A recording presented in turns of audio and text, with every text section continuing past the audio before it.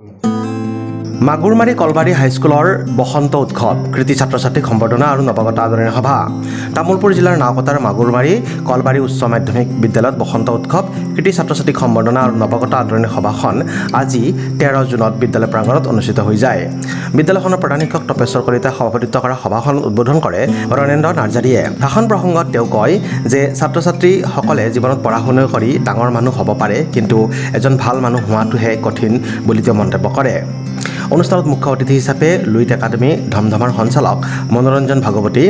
নাওকটা মিলন উচ্চতৰ মাধ্যমিক বিদ্যালয়ৰ শিক্ষয়িত্ৰী নিৰ্মালী দেৱী, অৱসৰপ্ৰাপ্ত শিক্ষক সংবাদদাতা ৰবীন্দ্ৰ কুমাৰ ডেকা আৰু মতিলাল বসুমতাৰীয়ে বক্তব্য আগবঢ়ায়। বিদ্যালয়খনৰ ছাত্ৰ ছাত্ৰীসকলে বিভিন্ন গীত নৃত্য পৰিৱেশনেৰে আপ্লুত কৰা সভাখনত উচ্চ মাধ্যমিক শিক্ষান্ত পৰীক্ষাত সুখ্যাতিৰে উত্তীৰ্ণ হোৱা মুঠ 42গৰাকী ছাত্ৰ ছাত্ৰীক সম্বৰ্ধনা জ্ঞাপন কৰা হয়। মাগুৰমাৰী কলবাৰী হাইস্কুল পৰিয়ালে এই পঞ্চম বাৰ্ষিকৰ বাবে বসন্ত উৎসৱ আৰু তাৰ লগত সংগতি ৰাখি নৱাগত আদৰণি সভা আৰু 2025 শিক্ষাবৰ্ষৰ হাইস্কুল পৰীক্ষাত শিক্ষাৰ্থীৰে উত্তীৰ্ণ হোৱা কৃতি ছাত্ৰ ছাত্ৰীসকলক সম্বৰ্ধনা জনোৱাৰ উদ্দেশ্যে আমি আজি দিনজোৰা কাৰ্যসূচী কিছু হাতত লৈছিলোঁ আৰু সেই কাৰ্যসূচীলৈ আমি কেইগৰাকীমান বিদগ্ধ পণ্ডিত তথা আমাৰ অতিথি হিচাপে মুখ্য অতিথি হিচাপে আমি আমাৰ লুইট একাডেমীৰ অধ্যক্ষ তথা সঞ্চালক মহোদয় তেখেত হৈছে মনোৰঞ্জন ভাগৱতীদেৱ আৰু আমাৰ সভা উদ্বোধক আছিলে ৰণেন্দ্ৰ নাৰ্জাৰী ছাৰ ব্যায়াম চিকিৎসকৰ সমষ্টি আৰু তাৰ লগতে আৰু দুগৰাকী শিক্ষক তথা শিক্ষয়িত্ৰী আমাৰ পূৰ্বফেলি মিলন ইংলিছ স্কুলৰ প্ৰাক্তন প্ৰধান শিক্ষক আৰু বৰ্তমানৰ নৱাগত মিলন উচ্চতৰ মাধ্যমিক বিদ্যালয়ৰ সহকাৰী শিক্ষয়িত্ৰী নিৰ্মালী দেৱী বাইদেউক আমি আমন্ত্ৰণ জনাইছিলোঁ। তেখেতসকল আমন্ত্ৰিত 4গৰাকী ব্যক্তিয়ে আমাৰ মাজত উপস্থিত হৈছিলে আৰু তাৰ লগতে এগৰাকী আমাৰ বন্ধু সদীপ তথা আমাৰ বিদ্যালয়ৰ শুভাকাংক্ষী প্ৰধান নাওকটা মিলন উচ্চতৰ মাধ্যমিক বিদ্যালয়ৰ প্ৰাক্তন সহকাৰী শিক্ষক সাংবাদিক বন্ধু ৰবীন্দ্ৰ কুমাৰ তেখেতসকলকো আমি আমন্ত্ৰণ জনাইছোঁ। তেখেতটো হৈছে এই 5গৰাকী ব্যক্তিৰ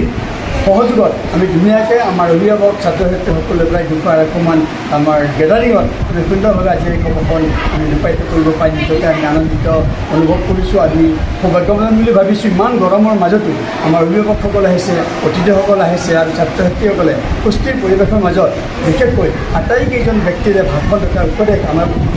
দিহা পৰামৰ্শ সকলোবিলাক আমি কাৰ্যগত কৰিব পাৰিছোঁ বুলি আশা ৰাখিছোঁ আৰু ভৱিষ্যতলৈকে তেখেতসকলক আমি নিশ্চয় পাম বুলি আশা ৰাখিছোঁ। আৰু প্ৰতিটো মুহূৰ্তত তেখেতসকলে আমাক উপদেশ দি থাকে, অনলাইনতো দিয়ে বা অফলাইনত হ'লেও কেতিয়াবা আহি আমাৰ মাজত সুশৰীৰে উপস্থিত হৈ সুন্দৰভাৱে আমাক দিহা পৰামৰ্শ দিয়ে আৰু যি দিহা পৰামৰ্শ আৰু সেই দিহা পৰামৰ্শৰ মাজেৰে আহি আজি আমি 25 বছৰ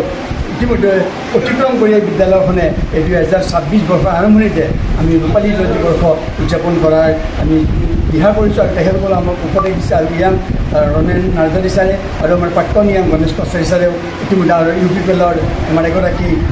কৰ্মী তেখেত হৈছে প্ৰদীপ নাৰ্জাৰী আমাৰ প্ৰাক্তন ছাত্ৰ, তেখেতসকলক কৈছে কি সোনকালে পাতিব লাগে। আমি নিজেই পঢ়া বা নিজৰ অনুষ্ঠান আমি যেনেকৈ বাৰু সহযোগ কৰিম আৰু সাফল্যমণ্ডিত কৰি দিলে এই অঞ্চলটি এই শিক্ষানুষ্ঠান যাতে জাকত জিলিকা হয় তাৰ বাবে তেখেতসকলে হাত বিধান দিব বুলি আমাক কথা দিছে আৰু ভৱিষ্যতে আপোনালোকৰ সকলোৰে সহায় সহযোগ আমি বিচাৰিছোঁ আৰু আজি মূলত কাৰ্যসূচী আমাৰ এইখিনি আছে। নাওকটাৰ পৰা Rabindra Kumar Deka report, news express Assam.